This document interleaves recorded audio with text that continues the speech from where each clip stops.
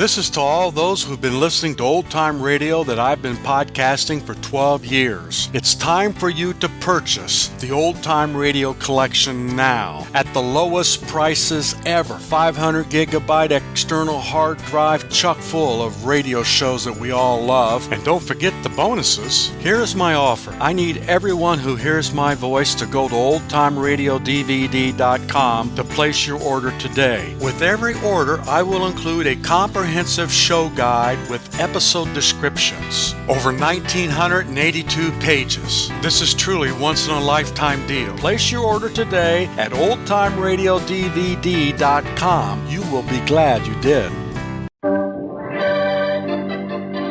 I'm the Comic Weekly Man, the jolly Comic Weekly Man, and I'm here to read the funnies to you happy boys and honeys.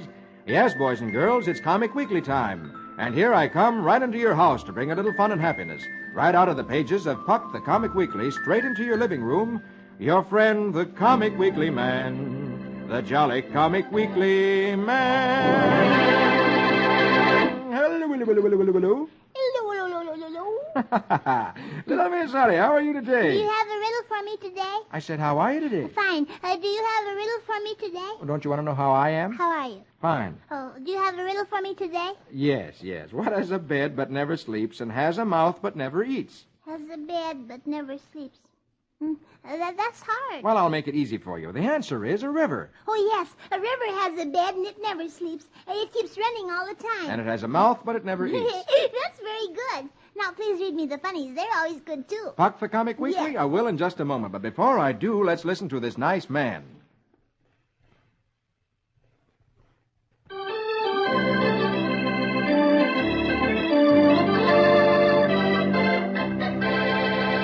Now, here we go with Puck the Comic Weekly, and at the top of the first page is Snookums. Oh, read that, please. Very well. Magic words for the music, please. Very well, my lady. Diddly-da, diddly-doo, wickamacamookums. Let's have a little tune for little Snookums.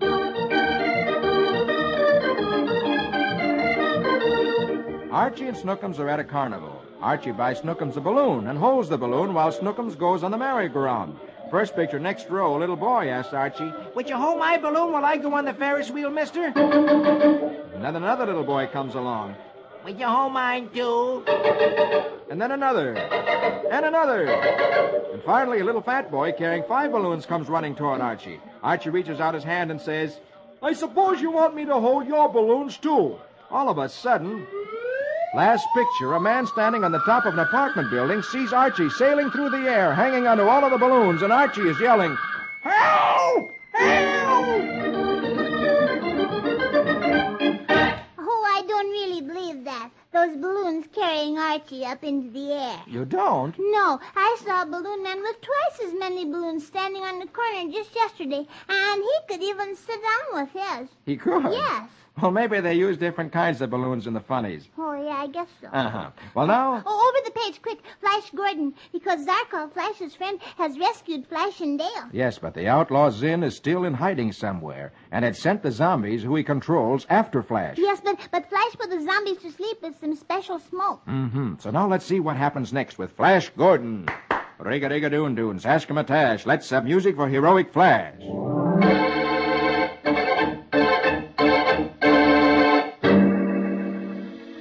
Mercifully putting his zombie foes to sleep with coma smoke, Flash leads the raid to capture Zinn's laboratories. As they enter the laboratories, they find Zinn's papers and the secret to his control over the zombies. They try to trace Zinn through the zombies. But Zarkov, last picture of the row, exclaims, "He just stopped breathing." Flash answers, "Zinn simply ordered it to. He found we were getting too close. But he can't stop us now. I have a fix on the location of his autobrain. He's deep underground." First picture, bottom row. Through his zombie observers, Zinn sees that Flash and the Rocket Doom are closing in on him. He snarls, "Flash will never catch me. My liquid-genet atom rocket is too fast for him." And he climbs into the rocket. And then... Zinn's rocket shoots out of a hollow crater as if the dead volcano had come to life. Flash reacts instantly, ordering all of his rockets to follow Zinn. But as Zinn's rocket ship disappears ahead of them, Zarkov, last picture, reports, "He's outrun us. but he's heading out of the solar system. He'll never reach another planet. Flash replies, well, he chose his fate. We'll head for Mongo and make sure he doesn't try to circle back here.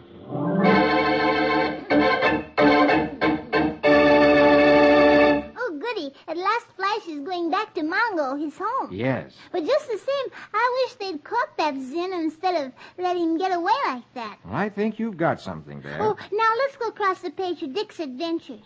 Because Dick was dreaming last week that he came to George Washington's house to tell him about Paul Revere's ride when Paul Revere yelled, "Here come the British!" Yes, Dick is with Paul Revere in the early days of America. And it looks like there's going to be war between the British and the Americans. Let's read and see what happens today. Very well, here we go with Dick's adventures. And say the magic words with me. Rickety-pack, kazak, kazik. Let's have music for Adventurous Dick.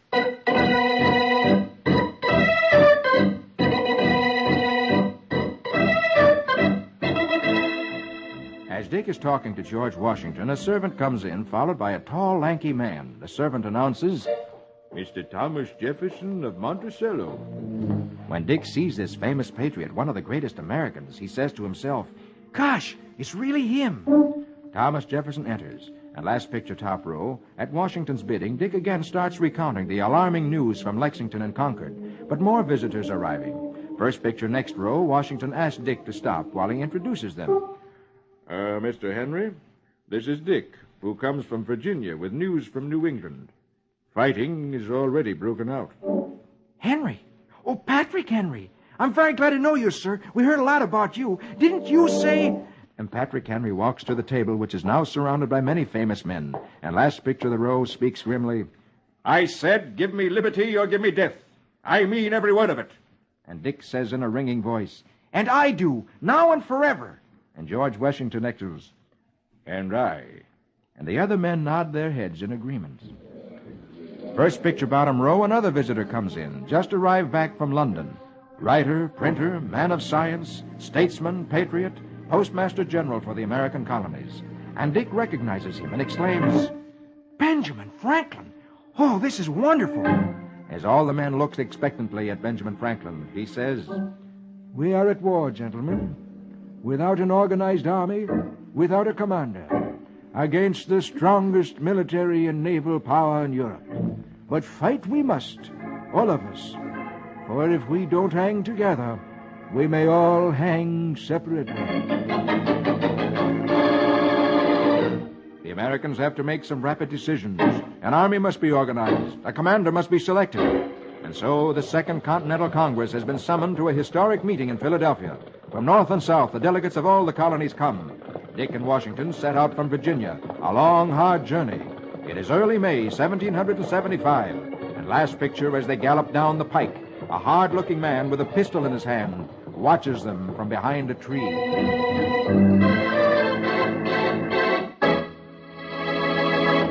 Do you think that man behind the tree is an enemy? Well, that's something we'll have to wait to find out. Oh, this is exciting. I'll bet you that George Washington is going to be made father of his country. Well, we'll find out for sure next week. Now look, here underneath Dick's adventures. Oh, yes, Rusty Riley. And do you remember Rusty and Mr. Miles are going to go on a trip? Yes, to a place up on the New England coast, which is where the Atlantic Ocean is. Yes, and the place is called Shark's Neck. But that man named Squire something at Shark's Neck isn't too happy that they're going to come because it looks like there's something crooked going on. Well, let's find out right now with Rusty Riley. Gallop and run till the road is dusty. Give us music for his horse and Rusty.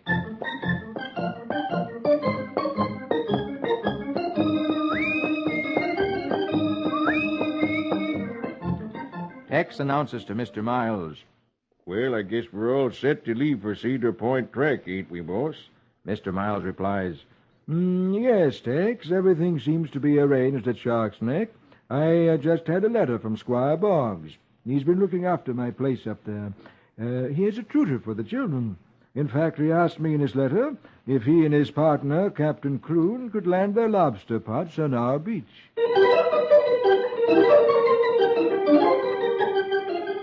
That afternoon at the Shark Neck station, Rusty and Patty have gotten off the train. As it pulls out, they see a man carrying an umbrella looking for them. Rusty asks, oh, are you Squire Boggs, sir? This is Patty Miles, and I'm Rusty Riley. The squire nods his head and says, glad to meet you, children. I'll take you right over to the house.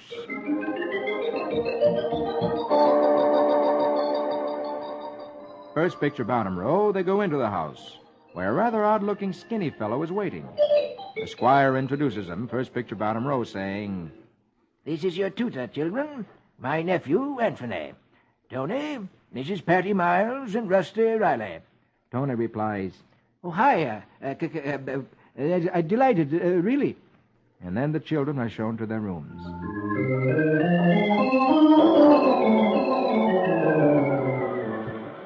Later on in the afternoon, Patty and Rusty have gone down to the beach with Flip, their dog.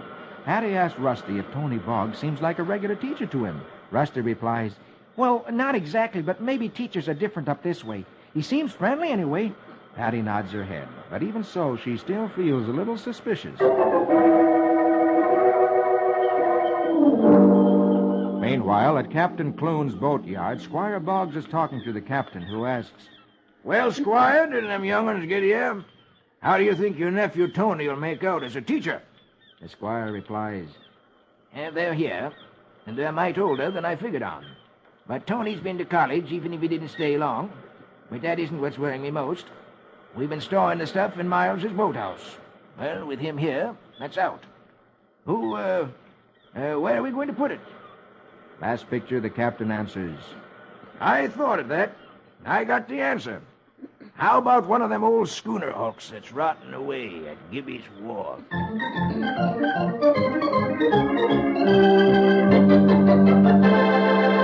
You know, I'll bet you they're doing something they shouldn't be doing. I wouldn't be a bit surprised. But now let's turn over the page and see who's there. Oh, look, here's Brer Rabbit. And I know you're anxious to read that. Yes, I am. Well, then, without wasting a minute, here we go with Uncle Remus and his Tales of Brer Rabbit. Say the magic words with me. Hippity-hoppity, make it a habit to give us music for old Brer Rabbit.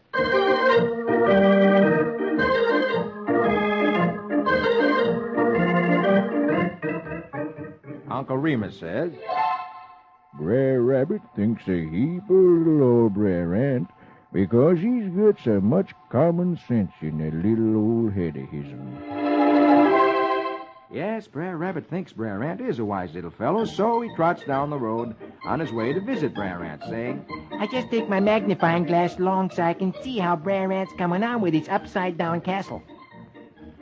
Finally, he gets out to a field. He sees Brer Weasel and Brer Fox sitting on a log having a chat. So Brer Rabbit stops and from behind a bush listens, and he hears Brer Fox saying, "Go over the scheme once more, Brer Weasel." Brer Weasel answers, "Well, us sets Brer Possum's barn on fire. Then, when all the creeters runs to put out the fire, us robs the bank." Easy, ain't it? Brer Rabbit says to himself, "So they's gonna burn out Brer Possum and rob the bank. Well. Brer Rabbit decides that they aren't going to rob the bank, so he picks up a long stick, splits the end of it, and fastens a match in the slit in the end, saying, last picture, top row, If creeters like them would try working, they wouldn't be thinking so much about robbing." On first picture, bottom row, he pushes the long stick toward Brer Weasel and Brer Fox, who have their backs to him. Brer Fox is asking, "Well, how did you know that the folks in the bank will go to the fire, too?" Brer Weasel replies, They is gotta go. They is all volunteers. Then, when the match is right up against the log, Brer Rabbit holds his magnifying glass up so the sun shines through it onto the match. And in a second, the hot sun shining through the magnifying glass lights the match, and the log catches on fire. Brer Fox and Brer Weasel leap in the air, shouting, No! Water! Sizzling! I sizzling! Hell, fire! and as Brer Weasel and Brer Fox run down the road with their tails on fire, Brer Rabbit calls after them. Maybe the volunteers will come and put them out. And last picture, Brer Rabbit is looking at Brer Ant through his magnifying glass, telling him what he's just done. And he finishes the story saying, So that's the way it was, Brer Ant. And the last I see them, they was running for the Mississippi. And Uncle Remus says, The hardest way to get something is to try to get it easy.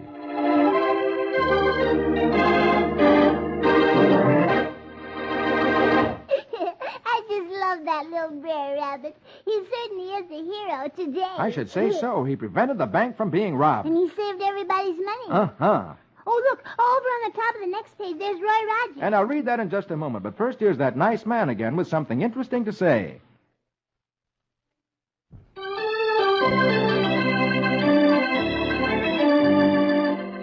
Now here we go again with Puck the Comic Weekly, and on the top of page 5 of the first section, our old friend, Roy Rogers, King of the Cowboys. Magic words for the music, please. Hi-yip-hi-yo. Now here we go with Roy and Trigger. Hi-yip-hi-yo.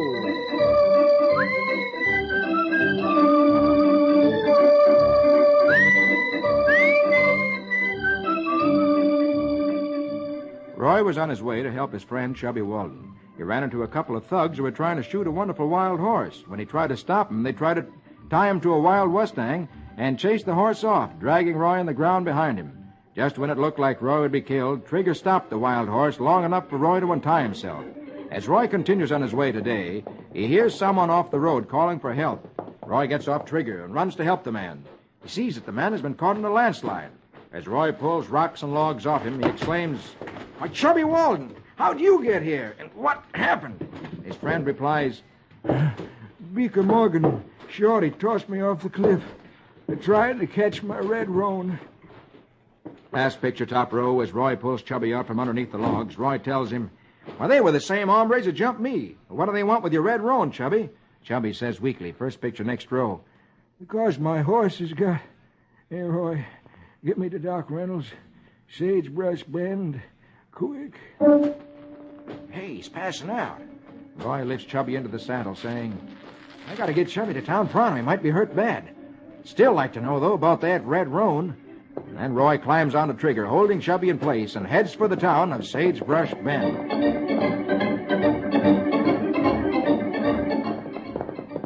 Last picture of the row, Roy enters the town. It's a small place, but there's not a single soul in sight.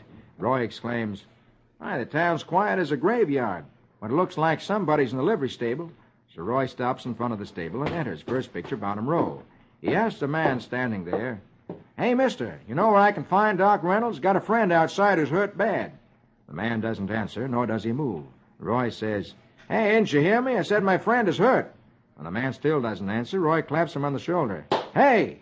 The fellow's head drops off, and Roy sees a broomstick sticking up, and he realizes that this is a dummy fixed up to look like a man. As Roy wonders what this is all about, last picture, a rifle barrel appears from behind a box, and a voice says, "You just ruined 3 weeks' work, cowboy. Raise your hands before you bust up anything else."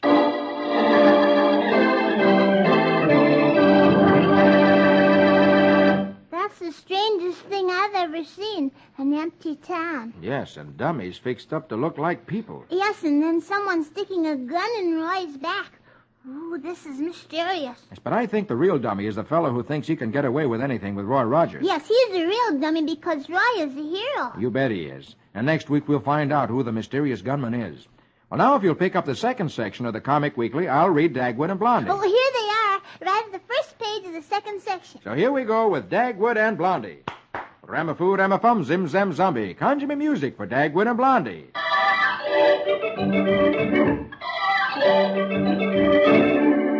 It's morning. Dagwood awakens, stretches, and sits back on the edge of his bed. And he says, Oh, boy, am I sleepy.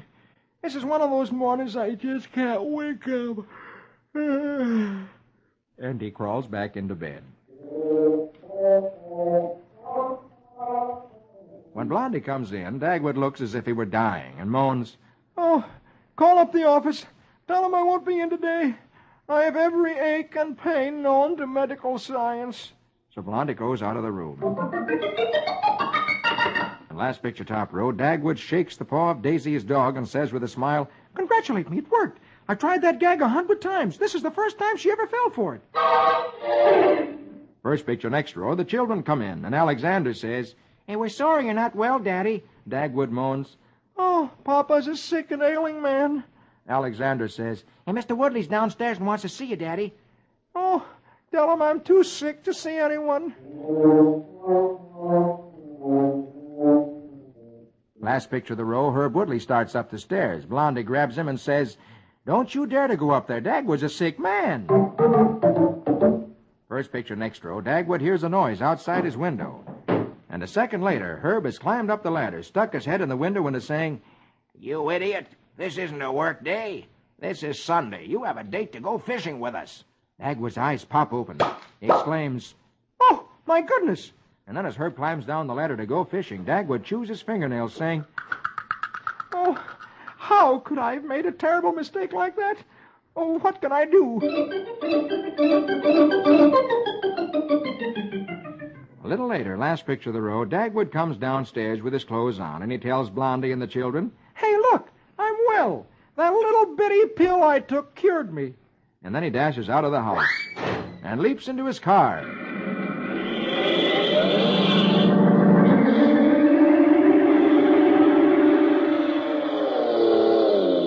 First picture, bottom row. Dagwood has arrived at the lake where his friends are fishing. They're not making a sound, so the fish won't be scared away. Dagwood jumps out of his car and yells, Look, boys, it's me. I'm here. his friends leap on him and start to beat him up. Hey, quiet. Yeah, but Quiet. Yeah, but Quiet. Yeah, but In last picture, Dagwood lies on the ground unconscious from a conk on the head. His three friends go back to their fishing, and one asks, Hey, do you think we were too rough on him?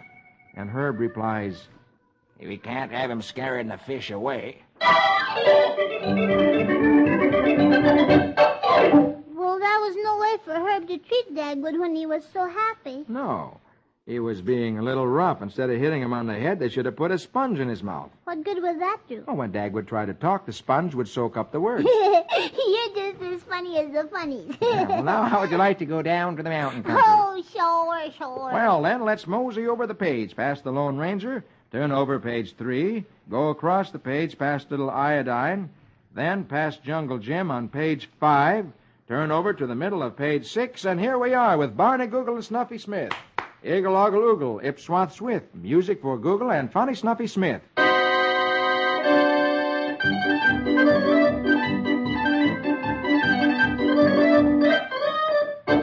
Aunt Louise reminds Snuffy, Oh, Lukey and Lucy had done been hatched up a whole week now, and we ain't give 'em no wedding present. Snuffy claps his hands to his forehead in horror and exclaims, That's an outright shame, Ma. so they start to think about what they should give Lukey and Lucy for a wedding present. Louise says, Let's see. I could give 'em my purty double wedding ring quilt. No, that ain't good enough. How about that rocky chair your grandpappy wheeled out by hand? No. Then last picture, top row, Snuffy tears out of the door saying, Time's a wasting. and by the time you can go, Snuffy is wheeling a wheelbarrow full of something down the road. Aunt Louise, who knows what's in the wheelbarrow, exclaims, Paul, you wouldn't dare. Sure I would. There ain't nothing too good for Lukey and Lucy. and by the time you can go, Snuffy is wheeling the wheelbarrow up to Lukey and Lucy's house, and he shouts, Hi-oo! Lukey and Lucy, I got you a bodacious wedding present. and Lukey rushes out and looks at what's in the box in the wheelbarrow and exclaims, Oh, land the Goshen. Oh. and Lucy, the bride, asks, And what on earth is it? I'm all a twitter. and last picture, we see the wedding presents climb out of the box. Lukey says, Oh, 14 pretty little puppy dogs. Oh. And Lucy, who doesn't want to start out married life by taking care of 14 pups, exclaims, Now, there just ain't nothing we uns need. Wasn't 14 pretty little puppy dogs.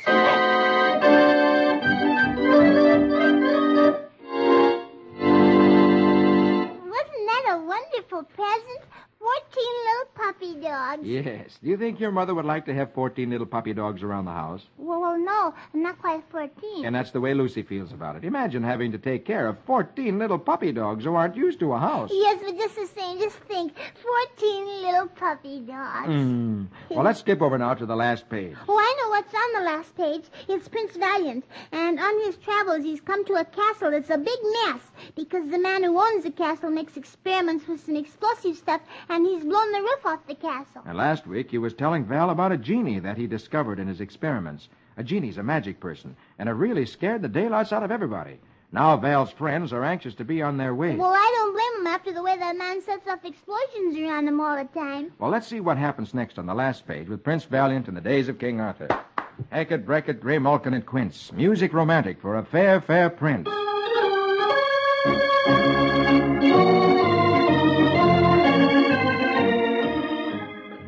Prince Val and his friends leave the ruined castle of Sieur de Luc rather hurriedly, their nerves badly shattered by his experiments with a genie who roars and hurls flaming rocks into the sky.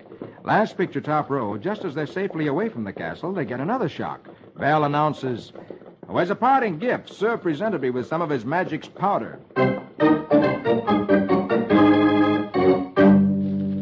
That evening, first picture next row, they make a campfire for the night. As they sit around the campfire roasting their dinner, Val talks about the magic powder. He begins learnedly. As a pupil of the great wizard Merlin, I believe the virtue lies in this powder, and that the symbols and the incantations are unnecessary.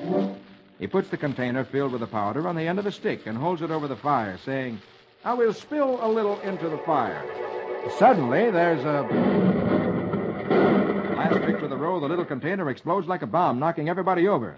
How was Val to know that the Sieur de Luc had accidentally discovered gunpowder? The four men are dizzy from the explosion, and for many minutes there's an ominous silence.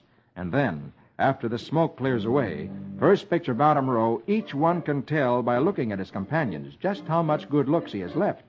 The hair's been singed off the heads of every one of them, and their faces are blackened from the blast of the powder. They love and respect their leader, but at the thought that their good looks have been lost for the time being, and their beautiful hair has been singed off their heads, this is too much. And the three of them pick up Val and toss him in a puddle of water. Last picture.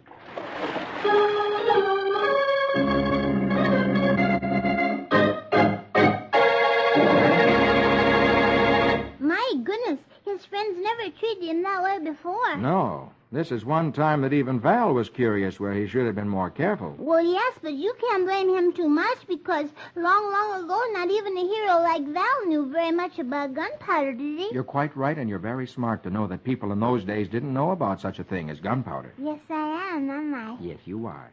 Now, that's all the time I have. But before I go, here's that fellow with some more interesting information.